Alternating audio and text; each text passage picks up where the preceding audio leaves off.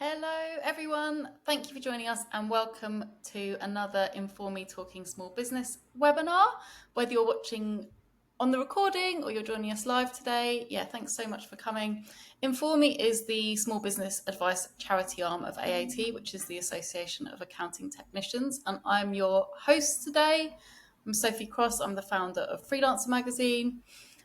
If you're joining us live today, feel free to use the chat. Feel free to say where you are, say hello to each other, introduce yourself. And if you have any questions as we go, pop them in the chat and I'm going to keep an eye on the chat and put them to our amazing guest today. I'm really excited. I always say this, but I am always really excited because I get an hour with someone who I really respect and just want to learn loads from. So really excited about our guest today. And it's Siân, who's an award-winning professional organiser. She takes a firm but fair approach to help those struggling with their space, both physically and mentally. She believes that decluttering is not just about throwing stuff away or creating beautiful surroundings, but providing practical, long-lived processes that can support you going forward. And I think this is just a really great time of year to do this as well, because, I don't know, November for me feels really like kind of between desperate to plan for next year, desperate to reflect, tempted to burn everything to the ground. I'm sure you get loads of people kind of coming to you at this time of year and go, and I think the temptation is when we feel like this is always to add things as well. So I think this is a great time of year for you to be doing this with us. So I'm going to say that today, there's a few things we're going to cover today in our questions, and if you have any other questions, add them. So today we're going to cover how Siân supports people with physical and mental clutter, what you should tackle first, some tips if you're feeling overwhelmed, like me, how she personally balances being a mum, running your own business, being a PTA chair, and the Association of Professional Declutterers and Organisers, the APDO.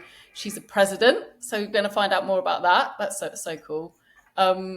You've been running your business since 2011, that's right, isn't it? So we're going to learn things that you've learned along the way.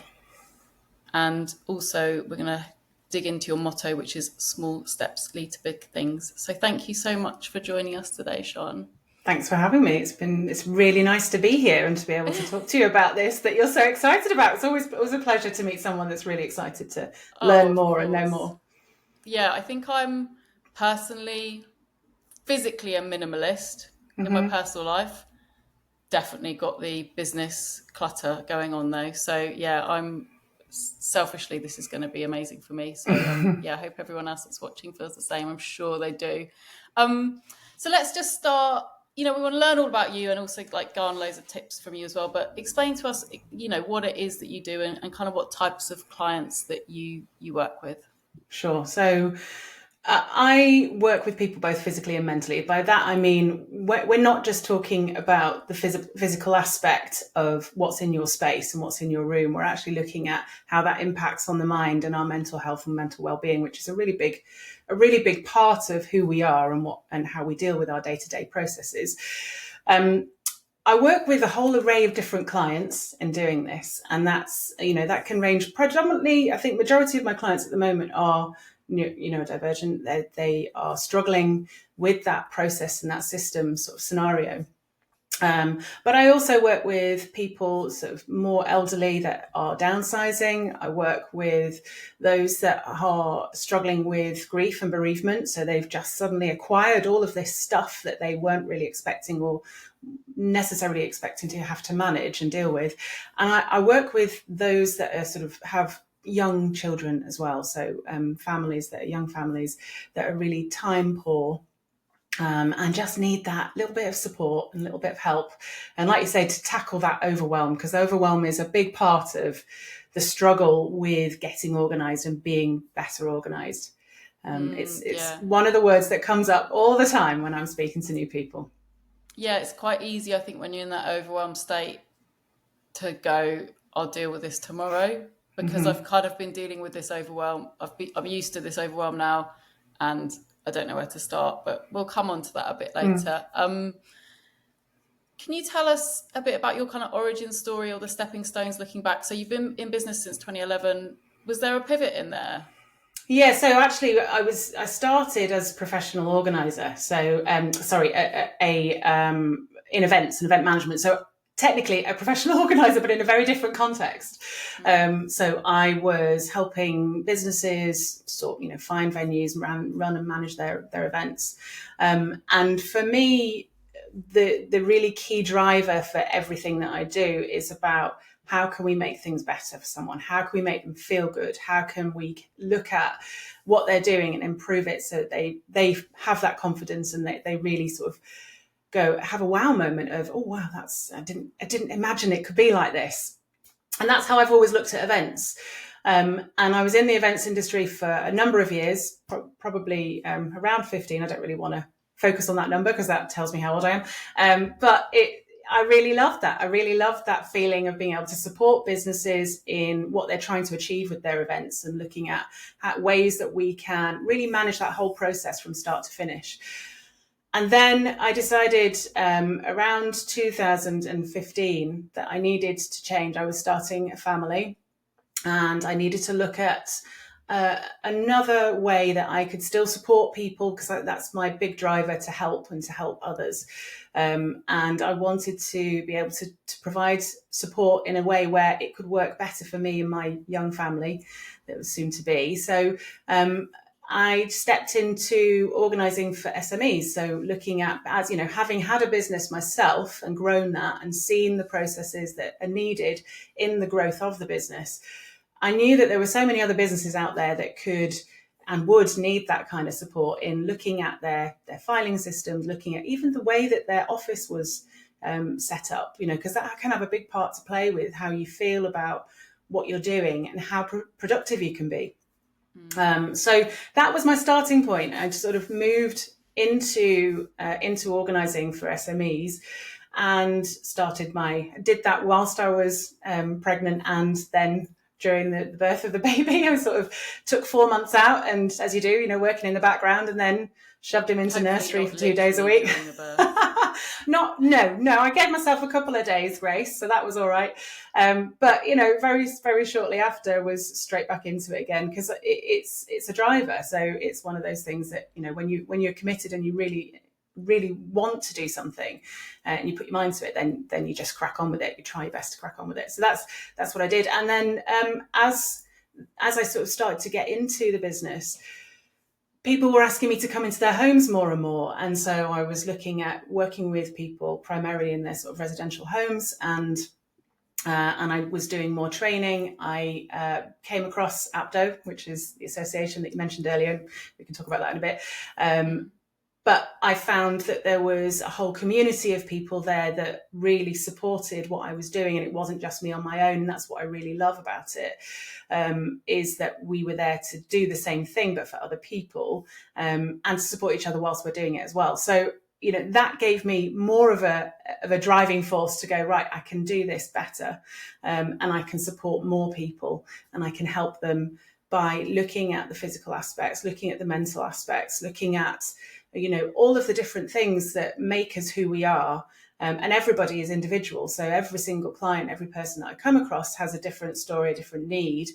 And it's not a one marker fits all. It's really sort of coming to understand who that person is, what their struggles are, why they're struggling, and how can we adapt what they're doing already to make it work better for them.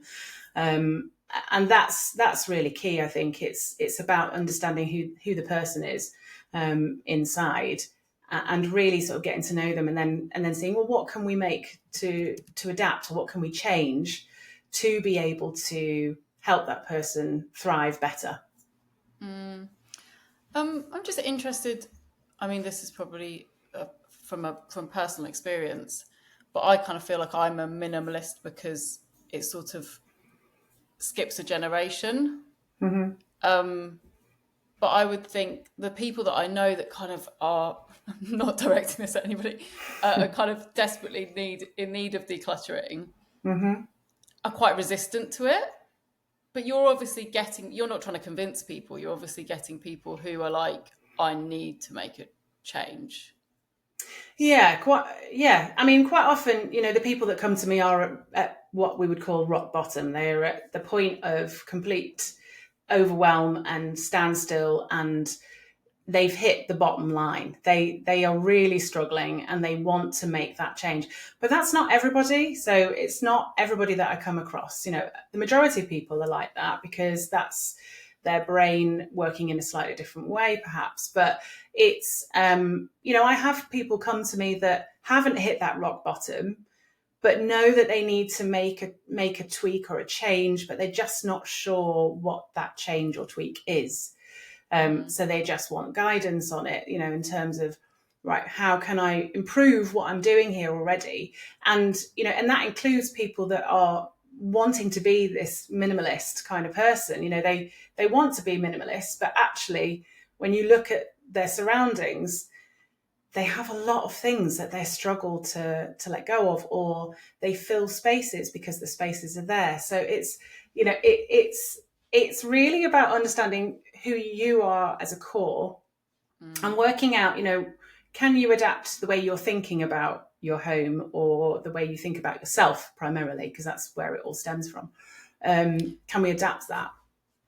Yeah, I mean, it's so hard in this, the world we live in, isn't it? Or the Western world that we live in, to not just want to consume and not think that's going to fix, like that's going to give you that kind of endorphin hit. Well, it is going to give you that endorphin hit, but it's really difficult to. How did you know I was talking about my mum, Mel? Asking for a friend, my mum. Yeah, thank you for that comment, Mel. It's really difficult to. Lost my train of thought now. It's really difficult, even I would consider myself quite a minimalist, not to kind of just go, oh, that mirror's broken in the corner, maybe I should get a new mirror and maybe that will make my day feel better. I think that you must be we're not just battling family and how we've been brought up and all this, it's just sort of constant capitalism and Instagram reels, isn't it? Absolutely. It's this element of consumerism, isn't it? It's like we're constantly surrounded by things we can buy and purchase to make our lives better. And it's a fight that a lot of people really have every single day. They get the endorphin and the real quick fix of, oh, I've just purchased something new. That's really exciting. But then it arrives and it's like, what next? Where does that go? All right, okay, I have to get rid of something else. Oh yeah, I could buy something else to replace this as well instead, Yeah. And it's where does that stuff go? Having to buy everything else because you've got a new mirror, so now you need a new wardrobe. Yeah, it's but this is about trying to change people's mindsets a little bit of, it's not about perfection. It's about making it more comfortable so you can enjoy the bigger things in life. You can enjoy the time out with friends and not be sat worrying about that big pile that's just piled up in the living room floor. It could be that you want to actually spend more of your money on experiences and going away and traveling more and doing all of that, which you can't do when you're constantly surrounded by these things that are creeping in and you're constantly buying and buying and buying. There is also the other aspect of it in terms of, where does it go when it goes out of your house? Where does that waste go to? And that is a really big problem for a lot of people and this is where it builds up in their homes, because they want to do better in terms of the environmental impact and they want to do better in terms of their carbon footprint, but they don't know where to do it and they don't know how to do it. And they've still got this stuff. So it sits and it just, goes away and it wiggles its way into the brain to the point where they're stuck with what they're doing because they don't know how to let it go and let it go in a good and positive way. It has to be recycled. Well, where can I recycle it? Okay, how do I do that? I don't know. It's not, the information isn't as obvious perhaps as it could be for some. And it's the effort involved as well, because that, it takes energy to recycle and repurpose and move things on, because you have to find out which charity shops are taking what particular items, or, where does your local tip do a recycling element where you can separate it out and then it's taking the time to separate it out and then it's getting it there. So there's a whole load of different processes that you have to think about, in order to get something out of the house. It's so much easier just to bring it in. Yeah. I mean, although whose favourite Sunday doesn't involve a trip to the tip, let's be honest. But they're gatekeeping quite a lot on tips these days, aren't they? So, I mean, for a good reason. Yeah, So, yeah. yeah, they're While getting a we're lot better. while we're on, oh, here we go. There's a comment from Sharon. I found that when I look online to shop, everything I want gets saved to a Pinterest board and not purchased. Look at when you need. Oh, I've lost the comment now. Let me just go back to the chat. Look at when you need to and think, look how much I've saved. Yes, that's a good idea, Sharon. Practicing kind of saving instead of shopping, and really kind of making careful decisions about what you purchase. I mean, while we're on this kind of reasons to reasons to consume, reasons to get, we end up with clutter. How do you help clients specifically who are very emotionally attached to their clutter, or also just feel overwhelmed as to where to start? I think it's about getting that trust and that comes through conversation. So a lot of it is, in the initial instance, is actually about understanding who that person is, why they think they're hanging on to the clutter, why they think that they're struggling, or what they think they're struggling with. And really breaking it down into little steps and saying, look, let's look at why you're doing this. You're holding on to all of this stuff because it came to you because a person died and you've been passed on. And you're feeling in your heart, I can't let it go because that's letting that person die again. It's not, and actually it's about reframing it and saying, okay, well, let's have a look at these items and work out, what actual value do they hold to you, both emotionally, sentimentally, and physically as well, because they've got to be able to fit in your home, right? And you've got to be able to access them, look at them, use them, and have them in your space in a way that works for you. So when it's that sort of scenario, it's about really understanding who that person is, talking. A lot of the time, whilst we're going through this process, it's a conversation that we're having as well. It's not just right here, get on, do you want it, do you not, throw it out the room sort of thing. It's very much, if there is a stumbling block as to why they can't make a decision, why is that? Is it because they just have a sentimental attachment to it, in which case then we can pull it aside and come back to it later when they're a bit more ready and the process is sort of working its way through. And it is a process. You're kind of training your brain to work in a different way when you're going through a declutter. And it's not about quick fixes. Overnight, is it? No. It's definitely not about the quick fix. So Mel's just put in the chat, my biggest challenge is I know what I want to get rid of, but it's that classic, I don't want it to go to waste, it's worth the money, but the alternatives, for instance, putting it on Marketplace or getting to the charity shop, is so much more effort than sticking it in a skip.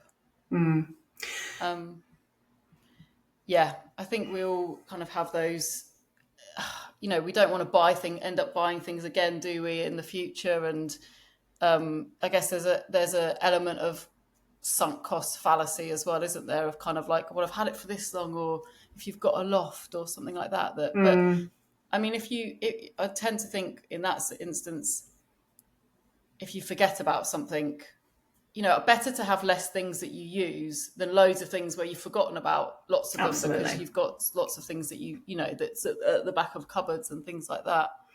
Absolutely. Yeah. And it's about ascertaining, when you're going to use that item. It's all very well saying, well, I could use it possibly at some point in the future. Do you have a specific job for that thing in mind? And quite often I say to people, when they first pull something back out that they've not seen for a few years because it's been stuck in the back of a cupboard, and they go, oh, I forgot I had this, oh, I could use this. Well, rather than saying an immediate, let it go because I haven't touched it for 2 years, actually give yourself a couple of months grace, because what happens is your brain remembers it's there. And within a couple of weeks' time, you'll probably potentially find a way to use that thing. You might not. And this is where it's the 2 sort of months grace, because if you find in those 2 months' time that actually it's not come up and it is replaceable by borrowing somebody else's, or, you can get it relatively cheaply. And I know we've talked about sort of not buying unnecessarily, but sometimes letting it go from your space and giving you more physical space is actually really positive.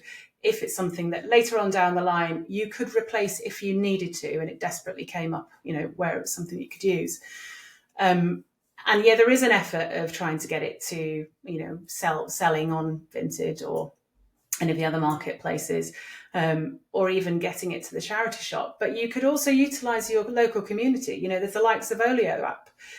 There's nextdoor.com. These are apps that are about using your community and your local surroundings to be able to do things like gift things away, and they will come to you. You don't actually have to go anywhere. They will come and pick it up from your doorstep. So making the use of those apps, if you're struggling to do the physical of getting it out, is a really viable way of being able to let it go to somebody who is going to use it and make most of it, and free it from your mind so that you have more physical space to be able to enjoy.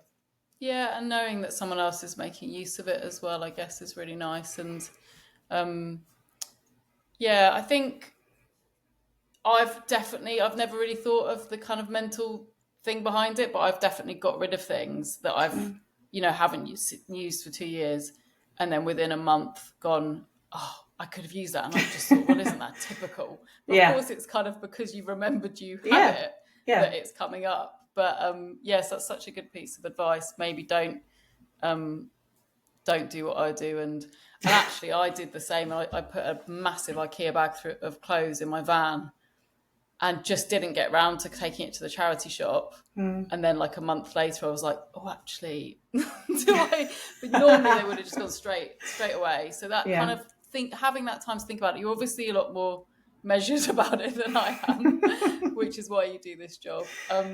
And kind of I just wanted to read the end of Sharon's comment earlier because it got cut off for me. So I wanted to because it was really good advice. So, and it's kind of on the other side of having, thinking about things. So she was putting, instead of purchasing things, she'll add them to a Pinterest board. And then look at it when you want to and you need to, and think, A, how much you've saved because you didn't just go out and purchase these things. And then check your kind of style and vision and find out what you really want. So I think having that time to mull, whether it's before you purchase something or before you get rid of something, is a really good idea.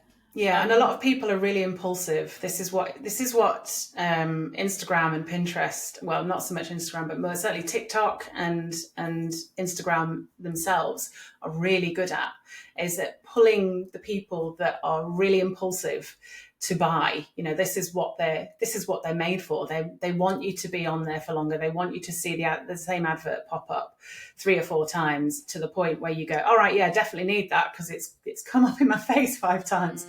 And that idea of actually just putting it into almost like a shopping list, or putting it into your shopping bag but not pressing go to the checkout.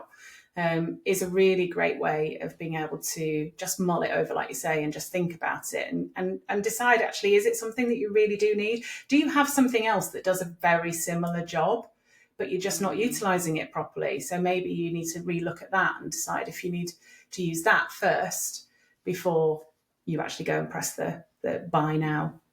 Yeah, I think because I am so compulsive, maybe I've sort of trained myself. I think this about a lot of things. I think, gosh, I'm really, really organised. And I think, actually, maybe I was really disorganised, but I've put so many systems in place because I was so disorganised that I'm really organised now. And I think maybe, I don't, I am kind of minimalist and don't buy stuff, but I think it's probably because I am so compulsive, I've just had to shut that down. Right. But you've acknowledged it, and that's the really important thing. That's what your brain is telling you each time that you look at something that you kind of go, oh yeah, I really want to buy that. That you've trained your brain to go, no, I'm just going to put that away for now, thanks, and I'll come back to it. I just don't look, actually, most of the time. I kind of go, if I want something, I'll look for it, but I won't just kind of scroll the... It's the same when you go out with the shops, go out with a specific shopping list.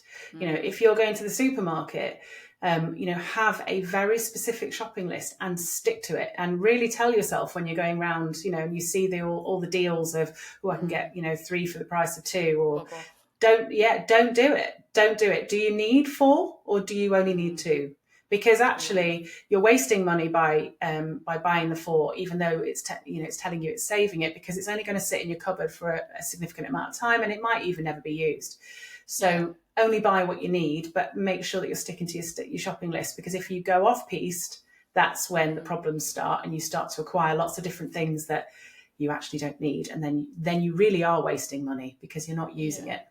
Yeah, don't let the kind of supermarket take control by telling you that you're saving money, like the offers take control. And don't go hungry.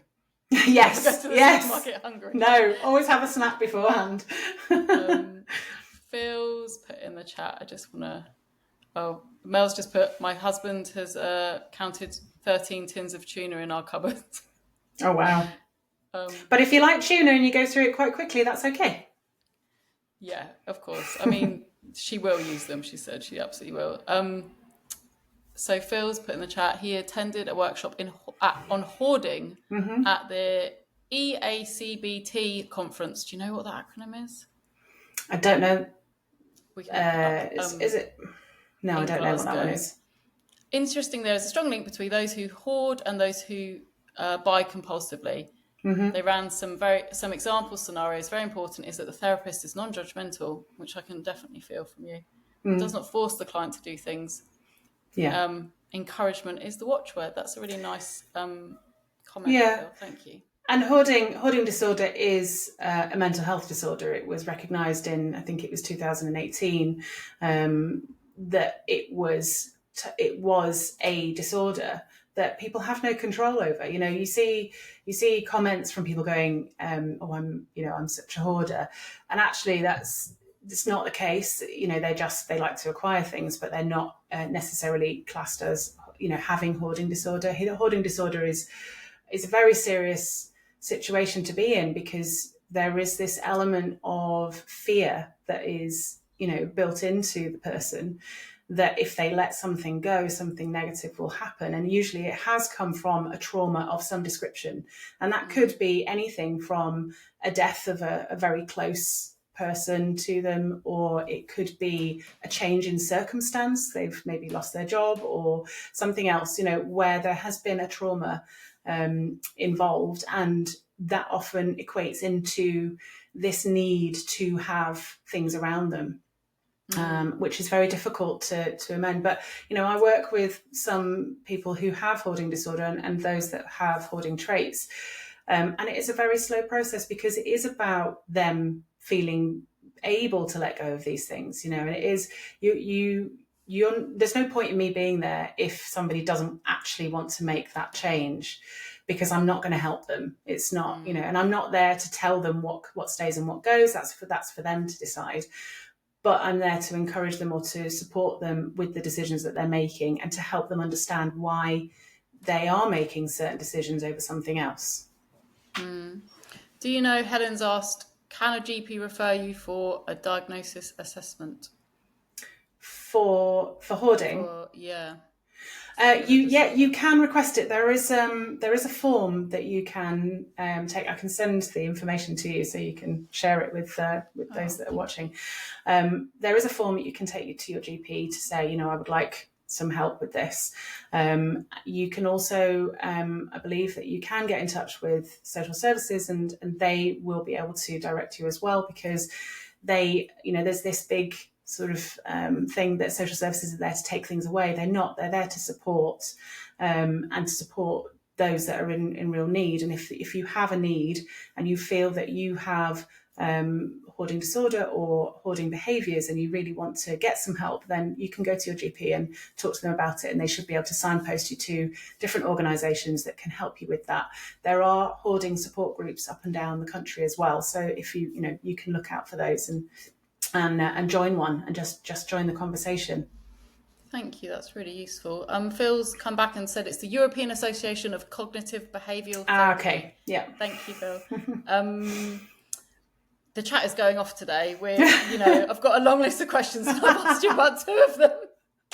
It's so good. I mean, obviously it's resonating with a lot of people, and it kind of brings up big feelings, and we all have elements of it or know people, and I guess we've gone quite deep. Deep. And you know, Yeah. I think that's really important, and that's great.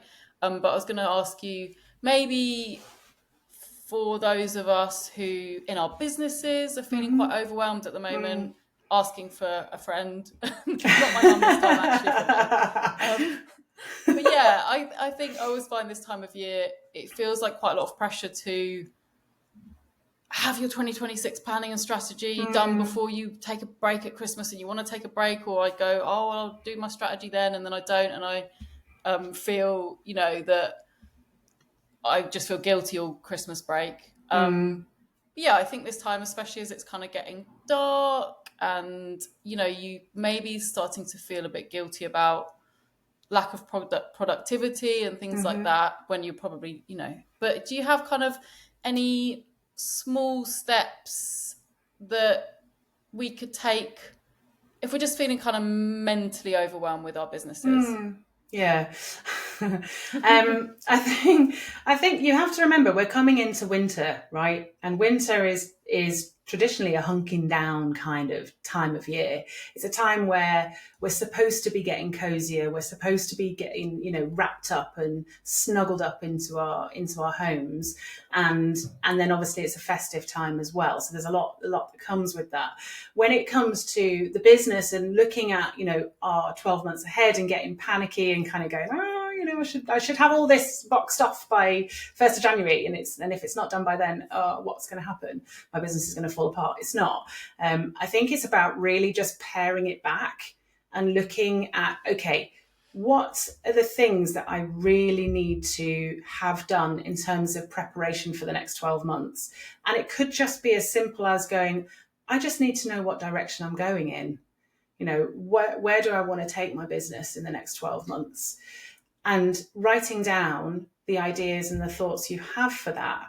And maybe even going as far as to say, you know, well, let's mark them off in a numerical order of 1 being the highest priority and 10 or whatever it is on your list being the lowest.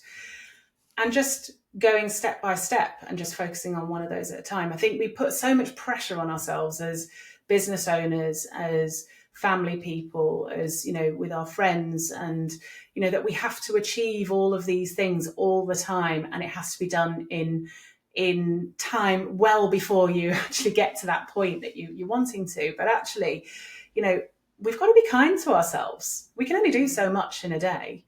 You know, and if you don't get a chance to do everything on that day that you planned, let's focus on the things that you did do and see that as a positive. And then the next day, you know where you're starting from.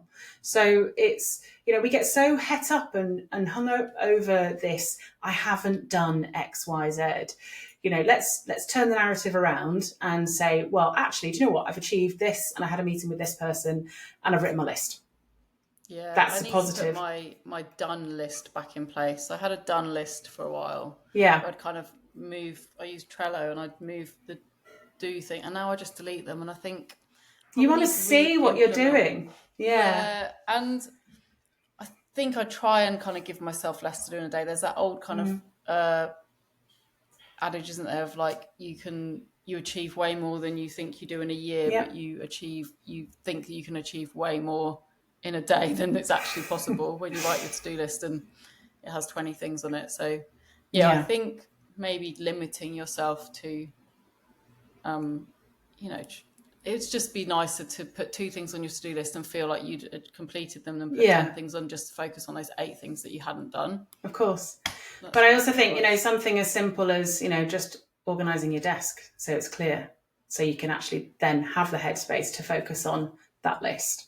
You know, doing a 10-minute desk reorganize. You know, my desk is no different probably to anybody else's. You know, it builds up over time. If I'm busy, I come in, I drop some paperwork on there, I'll drop some notes on there. I might even have, you know, I don't know, I'm just looking at what I've got on my desk now. I've got, you know, kids stuff on it. It's an array of stuff, and it does build up, and every now and again you just need to go through it, reassess it, put it back in order, and then focus on what your next task is, so that you can have the headspace to be able to really, really focus and not be constantly bothered by this noise that's around you of stuff that's on your desk, or even, you know, in terms of the business plans and the noise that comes from that. It's about really just trying to go, right, I'm going to give myself an hour. I'm going to write my list of what I want to achieve in the next 12 months. I'll put them in an order. And then if I have any extra time, I might go one step further and make a start on going into one of those items on the list, and make a start on that. That's great advice. Thank you. So I've got to ask you, how do you balance being a mum, running this business, PTA chair, and APDO? I did say that what that was. APDO, yeah. APDO. Association of Professional Declutterers and Organisations, getting all the acronyms out today. You're president of that, which is so cool. And, you know, hearing your story as well of like, you kind of started this, you know, you got into this business and then kind of were focused on the training and then found APDO and now you're president. But yeah, how do you balance all of that without getting overwhelmed? It's a good question. I have so many people ask me this question all the time. You know, how do you do it all? How do you do it all? I don't do it all.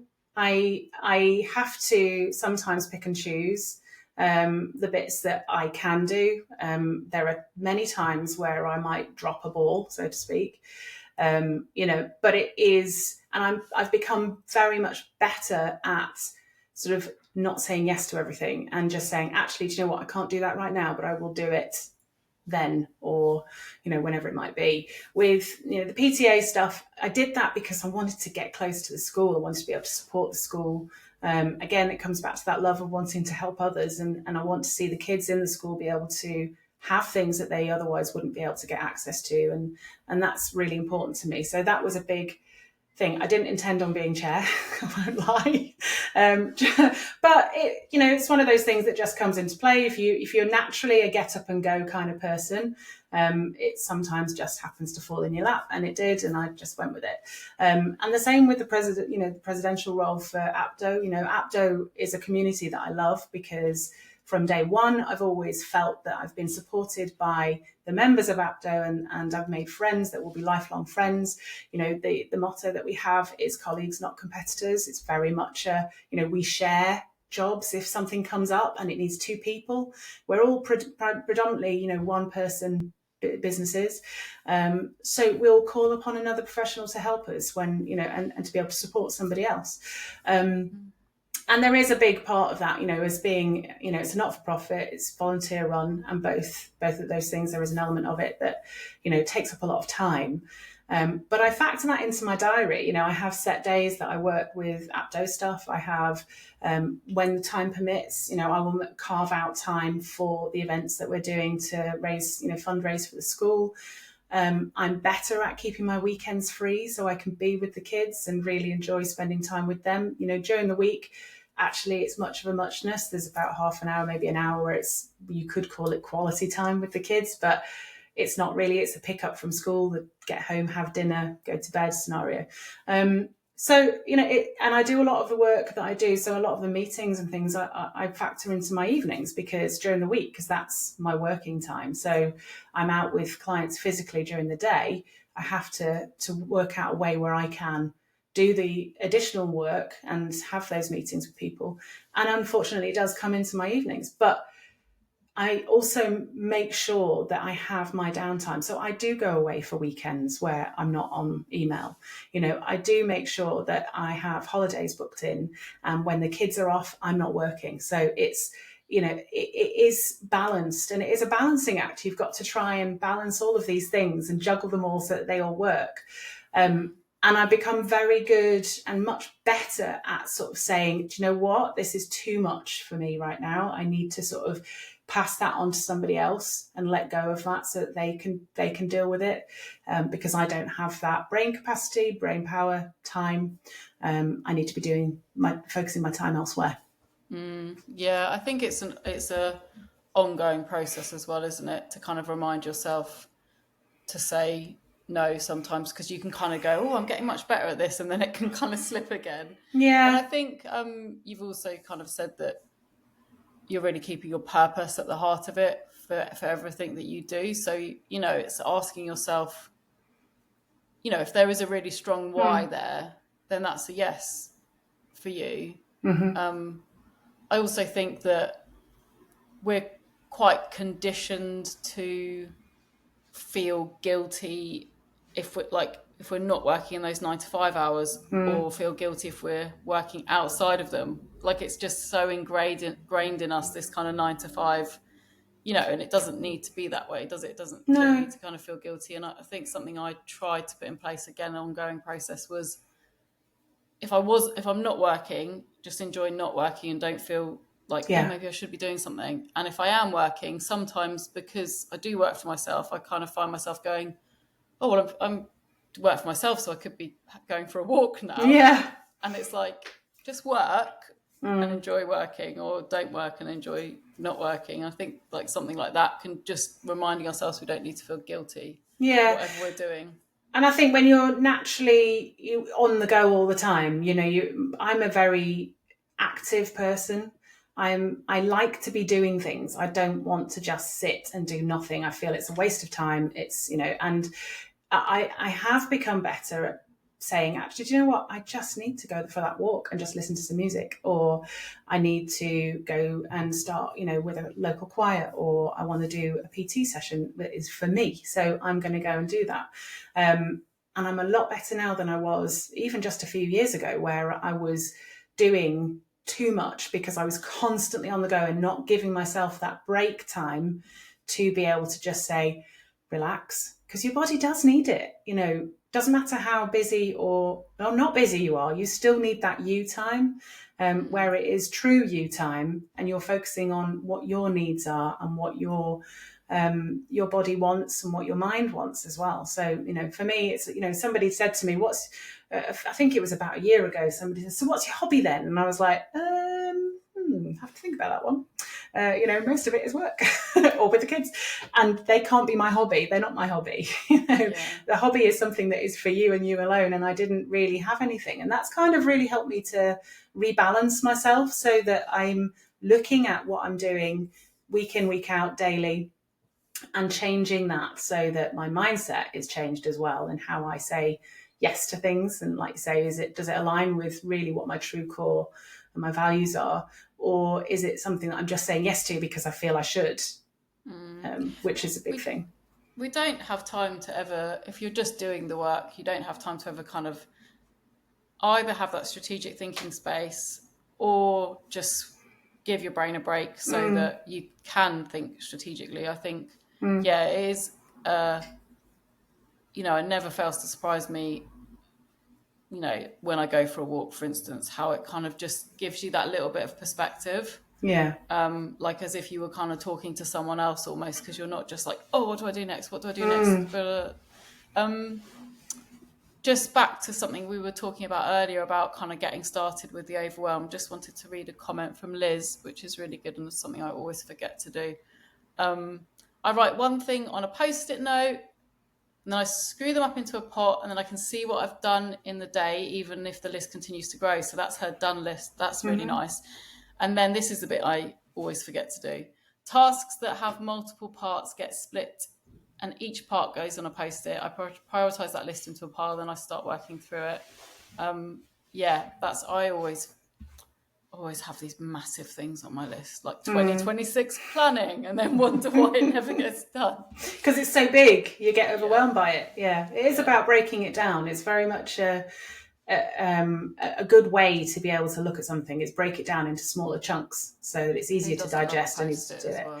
But equally, you don't want too many lists, because that can also be overwhelming. So, it's that fine line of having the list of things that you want to do or need to do, and making sure that it doesn't go past a certain level, because then your brain is still going to go, oh, there's so much to do here, I can't cope, Helen has asked, can AI help with digital decluttering digital hoarding? But I mean, are you using AI in your business at all? I use AI in a sense of when I've got something that I need to say, and I just know that I haven't written it quite succinctly, and I need to get it to rejig that so it says it better.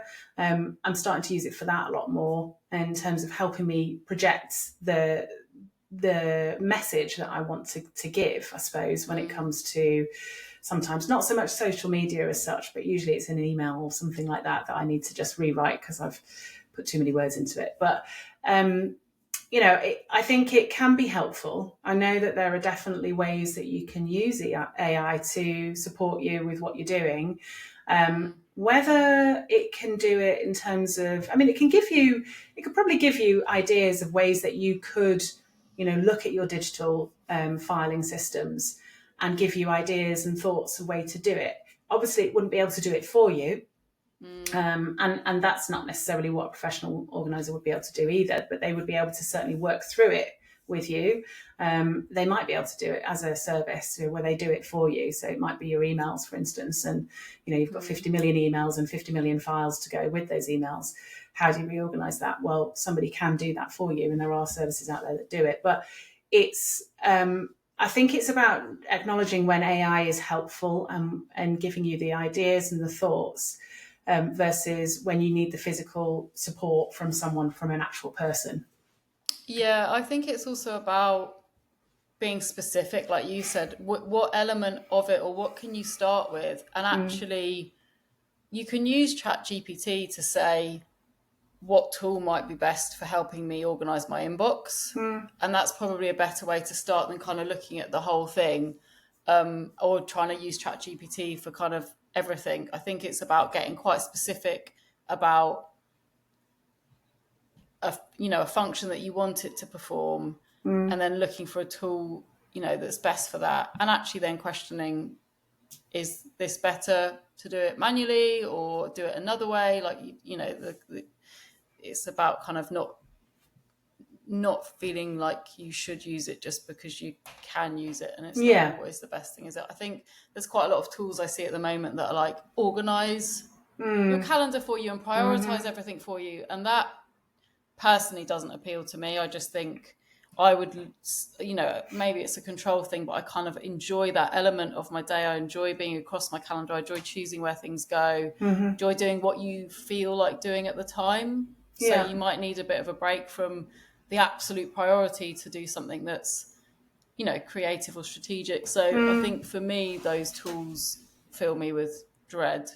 But then it's personal preference, right? And every brain is different. So I think, where it doesn't work for you, it probably will work for somebody else. Absolutely, yeah. And it works spot on for them. And for some, it'll be a trial and error scenario. They're not sure if it's going to work. So they trial it, it works for a little bit, and then it doesn't. So it's, what alternative systems can we use? And if an online digital system isn't working, then sometimes you do have to go to the physical person and say, right, I need someone that can guide me through this process to get it right so that it works.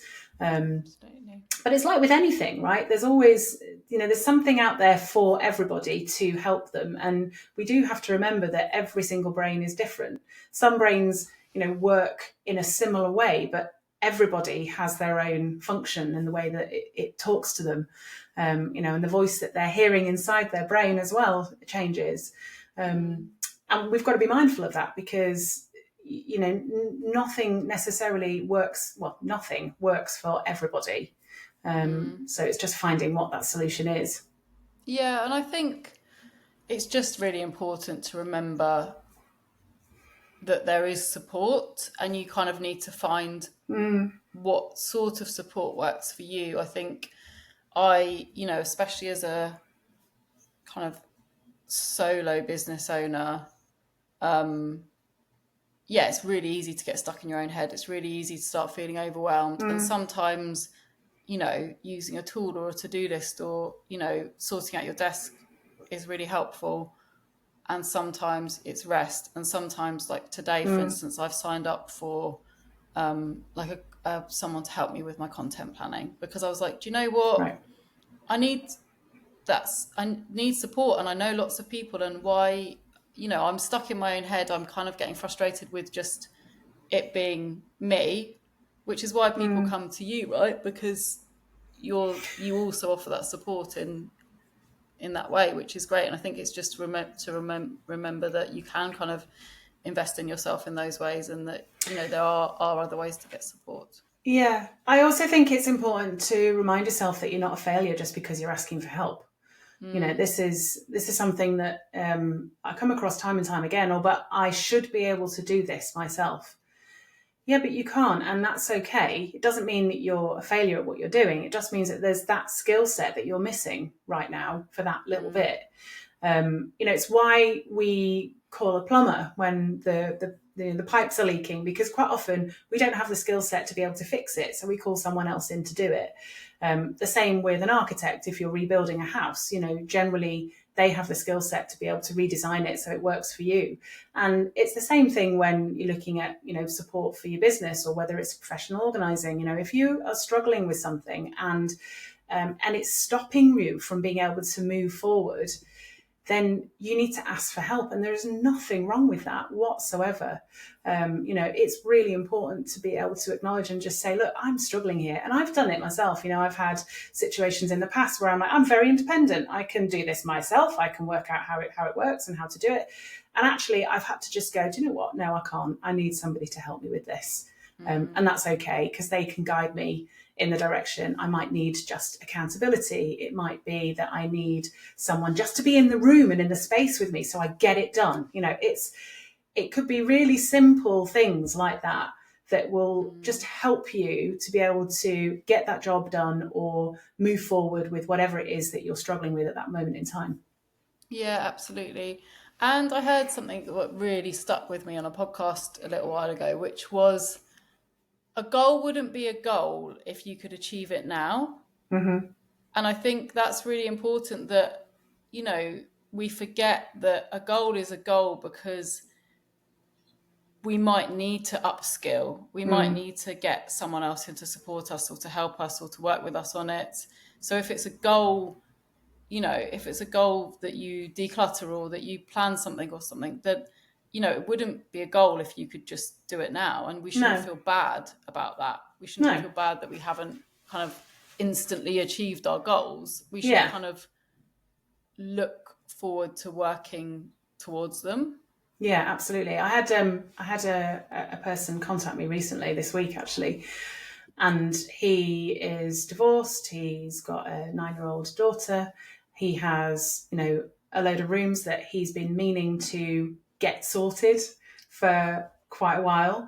And he said, I've been sitting on this for 6 months, deliberate, thinking about it, going, I really want to do this, but I'm really time poor and I want to spend my time, with my daughter, and I want to spend time doing this, but I've acknowledged that I need someone to come in and help me with this.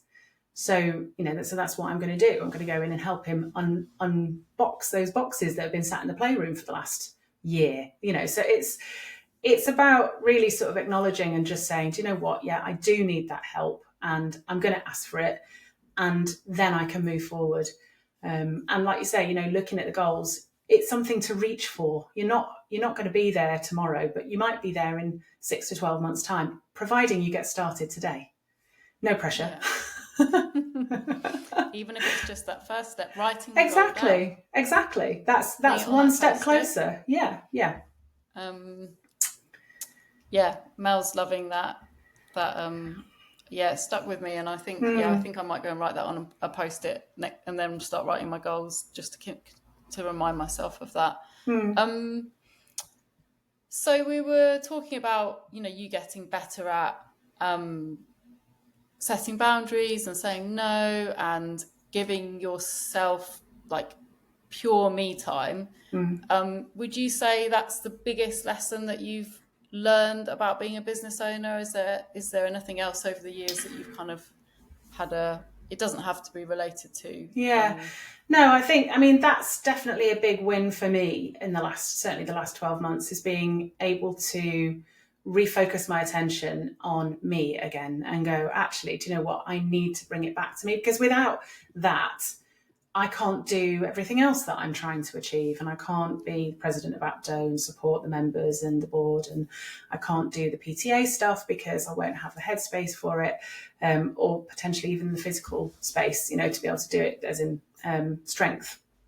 But I also think that, you have to take it in small steps. Everything has to be done initially if it is problematic in small steps, and just acknowledging that you have done that step is a big feat. It's something, it's saying to you that you can do it and you can get to that goal, whatever it is, or you can move your business forward. It is possible. We have so many disbeliefs in ourselves. We're brought up to think quite negatively, I think, a lot of the time, and we have to try and look at everything in a bit more of a positive light and reframe that language so that we're talking to ourselves in a more positive way. Once we start to do that, you can then start to go, well, I need to carve out some time for me then. I'm going to read a book for 10 minutes and I'm going to do it now. So I'm going to shut everything down. I'm just going to go and put a timer on for 10 minutes and sit and read. And just doing that one little thing can make such a big difference to the rest of your day, or to how you process things and to how you look at the week ahead. Yes, forward planning is important. It does save you time. It does save you energy. But equally, so is that time spent on you as an individual. It's something that I've definitely learned, particularly when, whilst being within the APDO membership, which is a really supportive community of people that are all professional organisers in their own right. And they're spread up and down the country. And I can be talking to, members that are up in Scotland and all the way down into Devon.